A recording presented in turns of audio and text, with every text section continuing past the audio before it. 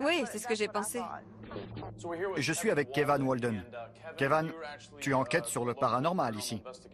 Ouais, Donc, Kevan, dans cette pièce, tu as été giflé par une force invisible.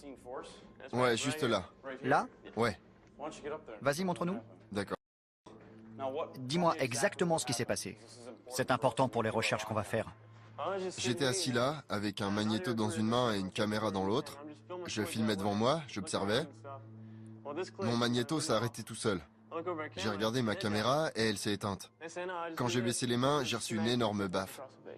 C'est vrai? Ouais, Très fort? oui, j'avais une marque.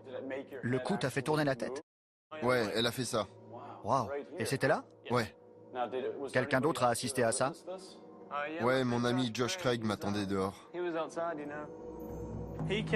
Il est sorti comme une furie, il avait l'air flippé. Il ne criait pas, mais il était totalement en panique. Il m'a montré où il avait été frappé et il avait la marque. Donc, tu as vu la marque d'une main sur sa joue. Oui, mais au toucher, c'était froid. C'était super bizarre. La joue était froide? Sa joue était froide, ouais. Il y a deux machines comme ça ici.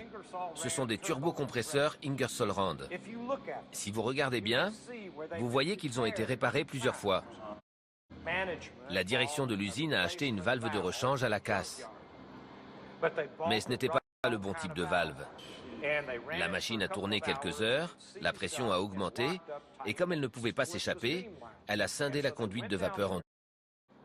Des ouvriers sont descendus, ils ont coupé la machine, soudé une plaque sur la fissure, ils ont regardé et ont dit « on la rallume ». Quand ils l'ont fait, la machine a explosé. Ces valves de sécurité ont cédé, et c'est là que tout a sauté. Les deux hommes ont été gravement brûlés. Ils étaient couverts de cloques, comme s'ils avaient été ébouillantés avec de l'eau ou de l'huile. Quand ils ont remonté l'escalier, leurs collègues ont cru qu'ils étaient morts, mais qu'ils ne le savaient pas encore.